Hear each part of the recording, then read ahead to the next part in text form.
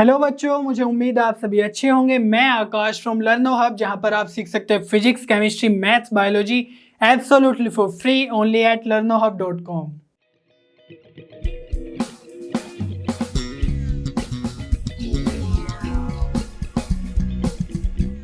बच्चों, आज का हमारा टॉपिक है know all about your exam. जैसा कि आप बोर्ड पे देख ही सकते हैं कि आज हम क्लास 10 के मैथमेटिक्स के बोर्ड एग्जाम की बात करेंगे। तो इसमें हम 3 टॉपिक्स मेनली कवर करेंगे। सबसे पहले हम देखेंगे कि यूनिट वाइज वेटेज कितना है, कितने मार्क्स का क्वेश्चंस उसमें से पूछा जाएगा।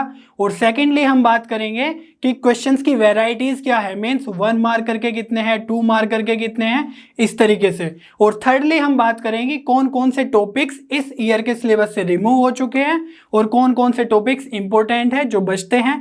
ठीक है, तो आपको भी खाली नहीं बैठना है, आपको जो भी इंपॉर्टेंट लगता है वो नोट डाउन करते हुए जाना है। ठीक है, आपके बोर्ड के एग्जाम के लिए बहुत ही इंपॉर्टेंट रहेगा ये। Are you ready? चलिए शुरू करते हैं।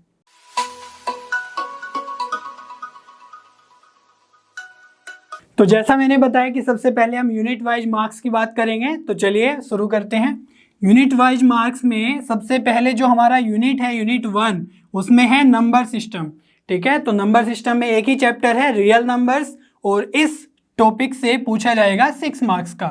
ठीक है, और अगर हम सेकेंड यूनिट की बात करें तो हमारे पास है एलजेब्रा। एलजेब्रा में 4 चैप्टर्स हैं, जिसमें कि सबसे पहले पॉलिनोमियल्स, सेकंड है pair of linear equation in 2 variables, और थर्ड चैप्टर है क्वाड्रेटिक इक्वेशन, और फोर्थ है अर्थमेटिक प्रोग्रेशन। इन चारों चैप्टर से आपके एग्जाम में 20 मार्क्स के क्वेश्चंस पूछे जाएंगे। ठीक है, और हमारा अगर यूनिट 3 की बात करें तो इसमें है कोऑर्डिनेट ज्योमेट्री। तो ये खुद में ही एक चैप्टर है और इससे आपको 6 मार्क्स का एग्जाम में पूछा जाएगा। ठीक है, और यूनिट 4 में ज्योमेट्री यूनिट है। ठीक है, तो इसमें 2 चैप्टर्स हैं जो है आपका सर्कल्स और ट्राइंगल्स। ठीक है, तो इन दोनों चैप्टर से आपका 15 मार्क्स का पूछा जाएगा एग्जाम में। ठीक है, और यूनिट 5 में है आपका ट्रिग्नोमेट्री। तो इसमें तो 2 ही चैप्टर्स हैं, जिसमें इंट्रोडक्शन टू ट्रिग्नोमेट्री है और सम एप्लीकेशंस ऑफ ट्रिग्नोमेट्री। ठीक है, तो इन दोनों चैप्टर से आपका एग्जाम में 12 मार्क्स का पूछ लिया जाएगा।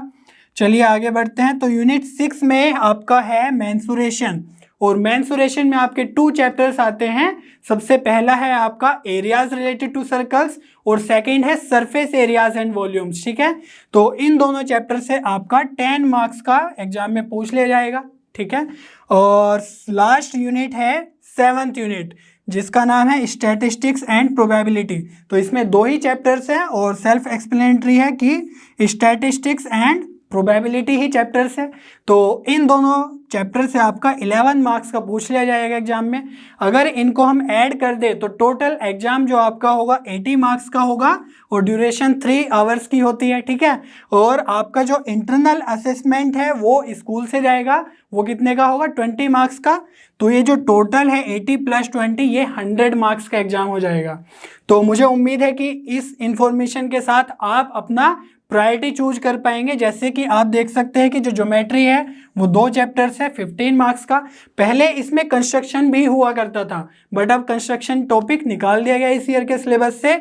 और आप देख सकते हैं कि जो ट्रिग्नोमेट्री है वो दोनों चैप्टर्स ही 12 मार्क्स के हैं। तो इसी तरीके से आप अपनी प्रायोरिटी बना सकते हैं कि किस चैप्टर को मुझे पहले अच्छे से कवर करना है। ठीक है,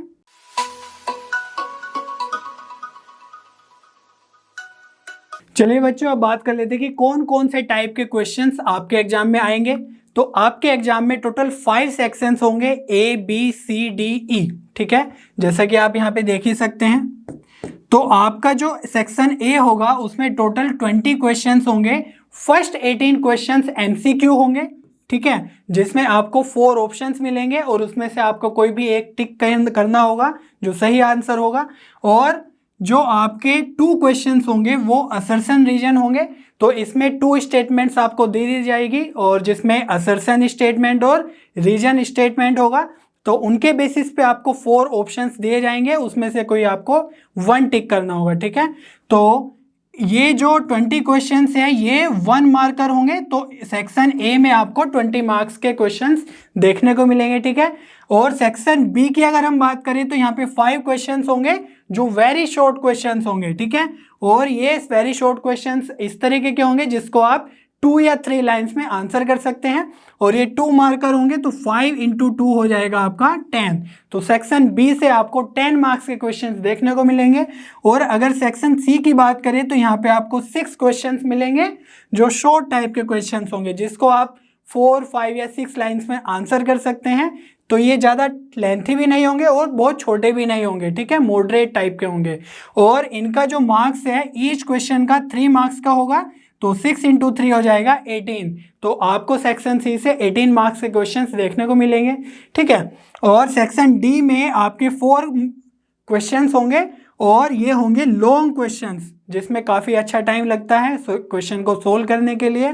तो ये जो मार्क्स है ईच क्वेश्चन का मार्क होगा 5, तो 4 × 5 हो जाएगा 20। तो सेक्शन डी में आपके 20 मार्क्स के क्वेश्चंस देखने को मिलेंगे, ठीक है।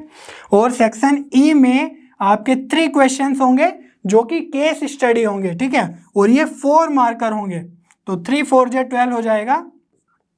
तो 12 मार्क्स के क्वेश्चंस आपको सेक्शन ई में मिलेंगे। अगर हम केस स्टडी के बारे में थोड़ी सी डिटेल में बात करें तो केस स्टडी में एक पैराग्राफ दिया जाएगा जिसको पढ़ के आपको आंसर्स करने होंगे। उसमें छोटे छोटे क्वेश्चंस पूछे जाएंगे, लाइक 1 मार्कर, 2 मार्कर, ठीक है। तो ये 4 मार्कर क्वेश्चन होगा कंप्लीटली, बट उसके सपोज एक क्वेश्चन हो गया 1 मार्क का, दूसरा क्वेश्चन हो गया 1 मार्क का और थर्ड क्वेश्चन हो गया 2 मार्क्स का। तो ऐसे छोटे छोटे क्वेश्चन ही पूछे जाते हैं, ठीक है। तो आप इनको अच्छे से कर सकते हैं। अगर मैं प्रेफरेंस की बात करूं कि किस सेक्शन को किस तरीके से या किस वे में करना है, तो सबसे पहले आपको लॉन्ग क्वेश्चंस अटेम्प्ट करने चाहिए, क्योंकि ये 5 मार्क्स का होता है और इसमें टाइम लगता है, तो मिस्टेक होने के चांसेस ज़्यादा रहते हैं। तो आप फ्रेश माइंड से एग्जाम में बैठते हैं तो एकदम से आपको सबसे स्टार्टिंग में ये 20 मार्क्स सिक्योर कर लेने चाहिए, ठीक है। फिर आपको जाना चाहिए शॉर्ट क्वेश्चंस पे।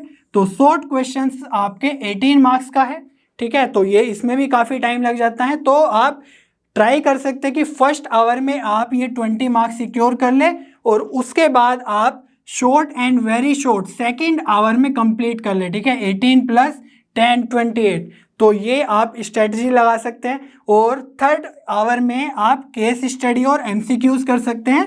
तो आपकी प्रेफरेंस है, या तो पहले आप एमसीक्यू कर ले या केस स्टडी कर ले, ठीक है। तो आप इस तरीके से अगर करेंगे, सबसे पहले लॉन्ग, फिर शॉर्ट, फिर वेरी शॉर्ट, फिर केस स्टडी और एमसीक्यू, तो आप अच्छे से स्कोर कर पाएंगे, ठीक है।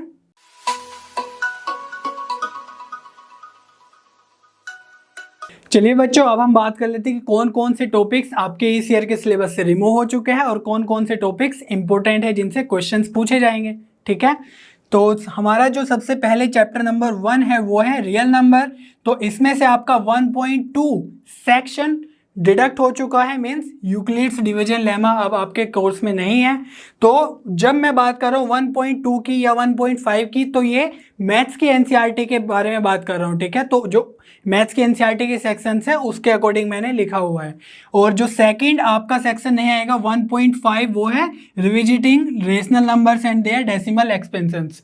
तो इसमें जो टॉपिक बचते हैं, सेक्शन बचते हैं, वो है 1.3 और 1.4। तो 1.3 में आपको HCF या LCM पूछ लिया जाएगा 2 नंबर्स देके, या फिर आपको इस फॉर्मूले का यूज करना होगा LCM × HCF = X × Y, ठीक है। तो आपको 2 क्वांटिटीज दे दी और X भी दे दिया कोई एक नंबर, तो आपको वो सेकंड नंबर कैलकुलेट करना होगा, ठीक है। इस तरह के क्वेश्चन पूछे जाएंगे। अगर हम सेक्शन 1.4 की बात करें तो वहाँ पे क्वेश्चंस आते हैं जैसे √3 को इरेशनल प्रूफ करो, या फिर 2 + 5 √7 को इरेशनल प्रूफ करो जब √7 एक इरेशनल नंबर है, ठीक है। इस तरीके से क्वेश्चंस पूछे जाएंगे आपके एग्जाम में। तो चलिए चैप्टर नंबर 2 देख लेते हैं, पॉलिनोमियल्स, जिसमें से आपका 2.4 डिवीजन एल्गोरिदम फॉर पॉलिनोमियल्स हट चुका है। तो इसमें क्या होता था, आपको 2 पॉलिनोमियल्स दे दिए जाते थे जिसको डिवाइड करना होता था, और ये बहुत ही टीडियस और हेक्टिक काम था। तो ये अब नहीं है एग्जाम में। और एग्जाम में जो है उसकी बात करें तो यहाँ पे 2.2 एंड 2.3 सेक्शन। तो 2.2 में आपके जो ग्राफ है, सपोज इस तरह ग्राफ दे दिया है और पूछा गया कि number of zeros find out करो। तो जहां जहां पे भी कट कर रहा है एक्स एक्सिस को, उतने ही हमारे नंबर ऑफ जीरोस हो जाती है, ठीक है। और सेक्शन 2.3 में आपको सम ऑफ रूट्स = -b/a और प्रोडक्ट ऑफ रूट्स α β c/a इन फॉर्मूला का यूज करना होता है। तो उसमें आपके क्वेश्चंस होते हैं जैसे सम ऑफ फ्रूट्स और प्रोडक्ट ऑफ फ्रूट्स को यूज करते हुए आपको कोई कांस्टेंट या वेरिएबल फाइंड आउट करना होता है लाइक के और लैम्डा, या फिर आपको दे दिया जाता है कि सम ऑफ फ्रूट्स ये है, प्रोडक्ट ऑफ फ्रूट्स ये है, तो आप एक क्वाड्रेटिक पॉलिनोमियल फॉर्म करो उन दोनों इंफॉर्मेशन से। ठीक है, तो चलिए आप नेक्स्ट चैप्टर की तरफ बढ़ते हैं। Pair of linear equations in two variables. तो यहाँ पे आप देख सकते हैं सेक्शन 3.2 कट हो चुका है, pair of linear equations in two variables. 3.3 section भी कट हो चुका है, ग्राफिकल मेथड होता था जिसमें।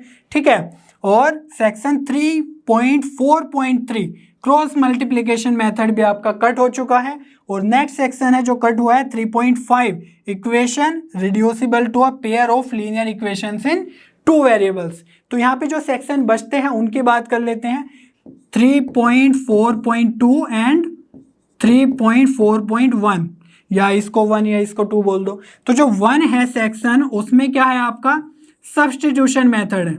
क्या है? Substitution method. ठीक है, दो आपको पेयर ऑफ लीनियर इक्वेशन दे दी गई और उसमें आपको सब्स्टिट्यूट करके वैल्यू फाइंड आउट करनी होती है एक्स और वाई की। और जो 3.4.2 है वो है एलिमिनेशन मेथड। ठीक है, तो एक में आप x की y वैल्यू फाइंड आउट करते हैं y के टर्म्स में और उसको दूसरी इक्वेशन में पुट कर देते हैं, तो आपके पास x और y की वैल्यू आ जाती है फाइनली। तो इस चैप्टर में सिर्फ यही दो टॉपिक्स बचे हैं, बाकी और कुछ नहीं होगा। ठीक है, तो नेक्स्ट चैप्टर की तरफ बढ़ते हैं। 4 चैप्टर क्वाड्रेटिक इक्वेशंस। तो यहाँ पे जो सेक्शन कट हुआ है वो हुआ है 4.4 solution of a quadratic equation by completing the squares. ठीक है, तो जब आप उसका रूट्स निकालते थे या जीरोस निकालते थे क्वाड्रेटिक इक्वेशन का, तो स्क्वायर बनाना पड़ता था। ठीक है, उसमें दिक्कत आती थी, तो वो अब आपके सेक्शन में है ही नहीं, एग्जाम में है ही नहीं। तो जो है उसकी बात कर लेते हैं। तो सबसे पहले हम बात करेंगे 4.2 सेक्शन की। तो 4.2 सेक्शन में आपको क्वाड्रेटिक इक्वेशन या तो फॉर्म करनी होती है या बताना होता है कि क्या ये क्वाड्रेटिक इक्वेशन है या नहीं है। ठीक है, सेक्शन 4.3 में आपको फैक्टराइजेशन से उसके रूट्स कैलकुलेट करने होंगे। ठीक है, फैक्टराइजेशन मेथड आपने बहुत अच्छे से पढ़ा होगा। ठीक है, और जो 4.5 सेक्शन है उसमें आपको नेचर ऑफ रूट्स के बारे में डिस्कस किया जाता है। ठीक है, नेचर ऑफ रूट्स। तो nature of roots find out करने के लिए आपको डी कैलकुलेट करना होता है, मीन्स डिस्क्रिमिनेंट। तो डी क्या होता है? B square minus 4ac। तो डी अगर ग्रेटर देन 0 है तो रियल रूट्स हो जाएंगे और डिस्टिंक्ट रूट्स होंगे। डी इक्वल टू 0 तो आपके इक्वल रूट्स आ गए, और अगर डी लेस देन 0 हो गया तो नो रियल रूट्स। ठीक है, तो इस तरह के क्वेश्चन आपको नेचर ऑफ रूट से पूछ ले जाएंगे। ठीक है, अब नेक्स्ट चैप्टर की बात करते हैं, चैप्टर ट्राइंगल्स। तो यहाँ पे 6.5 एरियाज ऑफ सिमिलर ट्राइंगल्स हट चुका है और 6.6 भी, जिसमें पाइथागोरस थ्योरम का यूज करना पड़ता था। तो यहाँ पे कौन कौन से सेक्शन बचे? 6.2, 6.3 एंड 6.4। तो जैसे 6.2 है उसमें आपको सिमिलर और कॉन्जुएंट फिगर्स वगैरह ये सब सीखना है, फिगर्स बतानी है कि ये सिमिलर है या कॉन्जुएंट है। 6.3 की अगर हम बात करें तो वहाँ पे आपका है सिमिलैरिटी ऑफ ट्राइंगल्स, और मेनली इस तरह क्वेश्चन आते हैं। सपोज आपका एक ट्राइंगल है ABC और हम एक लाइन ड्रॉ कर देते हैं DE BC के पैरेलल। ठीक है, तो इसका जो रेशो है AD by DB that will be equal to AE by EC। तो इस पे आपको क्वेश्चन पूछ ले जाते हैं। सपोज AD DB है, AE भी है और EC पूछ लिया गया। ठीक है, तो इस तरह क्वेश्चन बनते हैं 6.43 से। और 6.4 की अगर हम बात करें तो उसमें आपको दो ट्राइंगल्स को सिमिलर प्रूफ करना होता है, लाइक एंगल प्रॉपर्टी लगा के दो एंगल्स अगर इक्वल हो गए तो दोनों सिमिलर हो गए, या SAS क्राइटेरिया से। तो बेसिकली क्राइटेरिया के बारे में आपको सीखना है कि किस तरीके से हम दो ट्राइंगल्स को सिमिलर प्रूफ कर सकते हैं। ठीक है, तो ये बात रही। अब चैप्टर 7 देख लेते हैं। तो चैप्टर 7 है आपका कोऑर्डिनेट ज्योमेट्री। ठीक है, इसमें आपका section 7.4 area of a triangle cut हो चुका है। तो इसमें कौन कौन सा बचा है? Section 7.2 and 7.3। तो 7.2 में आपका डिस्टेंस फॉर्मूला है। ठीक है, जो आपने किए होंगे क्वेश्चन डिस्टेंस फॉर्मूला, और सेक्शन 7.3 में आपका सेक्शन फॉर्मूला है। तो ये इजी फॉर्मूलाज है, आप इनको यूज करना सीखेंगे तो अच्छे से इजीली क्वेश्चन हो जाते हैं। ठीक है, और अगर हम चैप्टर 8 की बात करें तो यहाँ पे है इंट्रोडक्शन टू ट्रिग्नोमेट्री, और इसमें 8.4 सेक्शन आपका कट हो चुका है trigonometric ratios of complementary angles. तो जैसे होता था cos 90 minus theta equals to sine theta, तो ये आपका अब सिलेबस में नहीं है। ठीक है, तो कौन कौन से टॉपिक बचते हैं वो बात कर लेते हैं। 8.2, 8.3 एंड 8.5। तो जो 8.2 है उसमें तो बेसिकली ट्रिग्नोमेट्रिक रेशियोज का इंट्रोडक्शन है, मीन साइन टेन कोस, है ना, इन सबको आपको यूज करना आना चाहिए। और 8.3 में आपका है ट्रिग्नोमेट्रिक टेबल के ऊपर। ठीक है, तो जैसे आपका कोस 30 कितना होगा, कोस 60 कितना होगा, या टेन 30 कितना होगा, इन सब इंफॉर्मेशन पे आपको क्वेश्चंस पूछे जाएंगे। और अगर हम सेक्शन 8.5 की बात करें तो उसमें आपके 3 बेसिक फॉर्मूलाज हैं। कौन कौन से? Sine square theta plus cos square theta equals to 1। इस तरह के 3 फॉर्मूलाज हैं, उन पे क्वेश्चंस पूछे जाएंगे, उसमें प्रूफ वगैरह के क्वेश्चंस हैं। ठीक है, तो इस चैप्टर से इतना ही। चैप्टर 9 की अगर हम बात करें तो सब एप्लीकेशंस ऑफ ट्रिग्नोमेट्री, और इस चैप्टर से हमारा 9.1 मीन्स इंट्रोडक्शन हट चुका है। और इंट्रोडक्शन आपको पता है कि कुछ भी नहीं होता है उसमें ज़्यादा। तो 9.2 सेक्शन जो है मीन्स जिसमें हाइट एंड डिस्टेंस के आपको क्वेश्चंस करने हैं, वो आपका क्वेश्चन मीन्स चैप्टर कंप्लीट ही है। ठीक है, इंट्रोडक्शन में कुछ नहीं कैंसिल हुआ है, तो आपको सारे क्वेश्चंस प्रैक्टिस करने होंगे। ठीक है, और अगर हम चैप्टर 11 की बात करें कंस्ट्रक्शन, तो इसमें 11.1, 11.2, 11.3, 11.4, इस चैप्टर में सिर्फ 4 ही सेक्शन हैं, ये चारों ही, और ये कट हो चुके हैं। तो हम बोल सकते हैं कि जो कंस्ट्रक्शन चैप्टर है वही कैंसिल हो चुका है आपके इस ईयर के सिलेबस से।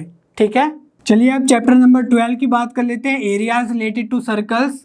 तो आपका 12.1 इंट्रोडक्शन इस ईयर में सिलेबस में नहीं है, और 12.2 parameter and area of a circle review, 12.4 भी हट चुका है, areas of combination of plane figures. तो यहाँ पे जो आपका बचता है वो है 12.3, और 12.3 के सेक्शन में आपको सेक्टर और सेगमेंट का एरिया फाइंड आउट करना होता है। ठीक है, तो सेक्टर क्या हो गया, सपोज लाइक दिस, और सेगमेंट क्या हो गया, सपोज लाइक दिस। तो इस तरह के आपको एरिया फाइंड आउट करने हैं। और नेक्स्ट चैप्टर की अगर हम बात करें, चैप्टर नंबर 13, तो यहाँ पे है सरफेस एरियाज एंड वॉल्यूम्स। तो यहाँ पे 13.4 conversion of solid from one shape to another, जिसमें आपको जैसे सपोज क्यूब है, तो क्यूब को अगर मेल्ट करके स्फेरिकल बॉल्स में कन्वर्ट करना है, तो वो कन्वर्जन इस ईयर के सिलेबस में नहीं है। ठीक है, ये गुड बात है। और 13.5 फ्रस्टम ऑफ अ कोन, ये भी बहुत इरिटेटिंग होता था, थोड़ा हेक्टिक होता था, तो ये भी इस ईयर के सिलेबस में नहीं है आपके लिए। ठीक है, तो यहाँ पे जो बचता है वो बचता है 13.2 एंड 13.3। तो जो 13.2 सेक्शन है उसमें आपका जैसे कोई सॉलिड है, सपोज सिलेंडर है, उसके ऊपर एक कोनिकल टॉप है, तो इसका आपको सपोज सरफेस एरिया निकालना है, या सिलेंडर में से आपका जो कोनिकल शेप है उसको डिडक्ट कर लिया गया है, हटा लिया गया है, तो आपको सरफेस एरिया कैलकुलेट करना है। ठीक है, तो 13.2 में ये है, और 13.3 में इसी तरह के फिगर्स का आपको वॉल्यूम फाइंड आउट करना है। ठीक है, तो सरफेस एरिया और वॉल्यूम के फॉर्मूला आपको बहुत अच्छे याद होने चाहिए, प्रैक्टिस होना चाहिए इस तरह के क्वेश्चंस का। तो चलिए नेक्स्ट चैप्टर की बात करते हैं, चैप्टर नंबर 14। तो ये है आपका स्टैटिस्टिक्स, और यहाँ पे आपको 14.5 सेक्शन नहीं है, means graphical representation of cumulative frequency distribution, जिसमें आपको क्यूमुलेटिव फ्रीक्वेंसी फाइंड आउट करने के बाद उसको ग्राफ पे रिप्रेजेंट करना होता था, और more than ogive less than ogive करना होता था उसमें। ठीक है, वो सब नहीं है। तो इसमें बचते हैं 14.2, 14.3 एंड 14.4। तो इसमें आपका 3 ही पार्ट है, मीन, मोड एंड मीडियन। तो ये है 14.2, 14.3 एंड 14.4 सेक्शन। तो आपको एक डाटा दे दिया जाएगा टेबल में, और आपको उसका मीन कैलकुलेट करना है, मोड और मीडियन कैलकुलेट करना है। तो आपको इन सब के फॉर्मूला अच्छे से याद होने चाहिए। ठीक है, और अगर हम चैप्टर नंबर 15 जो लास्ट चैप्टर है इसकी बात करें, तो ये है प्रोबेबिलिटी। इसमें से आपका 15.1 सेक्शन हट चुका है, इंट्रोडक्शन, और ऑप्शनल एक्सरसाइज भी हट चुकी है 15.2। तो इसमें मेनली सिर्फ वन एक्सरसाइज है 15.1, तो उस एक्सरसाइज को ही आपको बहुत अच्छे प्रिपेयर करना है, सारे क्वेश्चन सोल्व कर लेने हैं। इसमें मेनली क्वेश्चन होता है डाई के बेसिस पे, या फिर हेड या टॉस, हेड या टेल, कॉइन एक फेंक दिया गया हेड और टेल में, है ना। तो इस तरह के क्वेश्चन आपको पूछे जाएंगे। अब अगर हम दो चैप्टर की बात करें, जो है चैप्टर नंबर 5 अर्थमेटिक प्रोग्रेशन और एक है चैप्टर नंबर 10 सर्कल्स, तो इन दोनों चैप्टर से कुछ भी डिडक्ट नहीं हुआ है। तो चैप्टर अर्थमेटिक प्रोग्रेशन में आपको एपी के वर्ड प्रॉब्लम्स दी जाएंगी, या फिर nth टर्म के बारे में पूछ लिया जाएगा। तो आपको पता ही है an क्या होता है, a plus n minus 1d, तो इस पे क्वेश्चंस पूछे जाएंगे, ठीक है। तो कभी ये सब दे दिया, nth टर्म पूछ लिया गया, या कुछ भी इस तरीके से आपको पूछा जा सकता है। और जो सेक्शन नेक्स्ट सेक्शन है SN का फॉर्मूला यूज करना आना चाहिए, n/2 2a plus n minus 1d। तो ये दोनों सेक्शन है, ये इंपॉर्टेंट है। तो an और SN का फॉर्मूला आपको यूज करना आना चाहिए। जो नेक्स्ट चैप्टर है मीन्स चैप्टर 10 सर्कल्स, उसमें आपको टेंजेंट वगैरह के ऊपर क्वेश्चन पूछे जाएंगे। सपोज एक सर्कल है, ये टेंजेंट है, तो ये रेडियस है, तो ये 90 डिग्री होता है। इस तरह की इंफॉर्मेशन आपको पता होनी चाहिए अच्छे से, ठीक है। एक तरह के क्वेश्चन और बनते हैं सर्कल से। सपोज एक सर्कल है और एक्सटर्नल पॉइंट से टेंजेंट डाल दी गई, सपोज ये P, ये पॉइंट A, ये पॉइंट B, तो ये दोनों इक्वल लेंथ में होती है। तो इस नॉलेज, इस इंफॉर्मेशन के ऊपर भी आपको क्वेश्चंस पूछे जाते हैं सर्कल चैप्टर से, ठीक है बच्चों। मुझे उम्मीद है आज का डिस्कशन आपके एग्जाम की प्रिपरेशन में बहुत ही इंपॉर्टेंट, बहुत ही क्रूशियल होने वाला है। तो एग्जाम की तैयारी बहुत ही जोर शोर से करते रहिए और लर्नो हब पे बने रहिए, क्योंकि लर्नो हब पे सभी कंटेंट फ्री है पर बेस्ट है।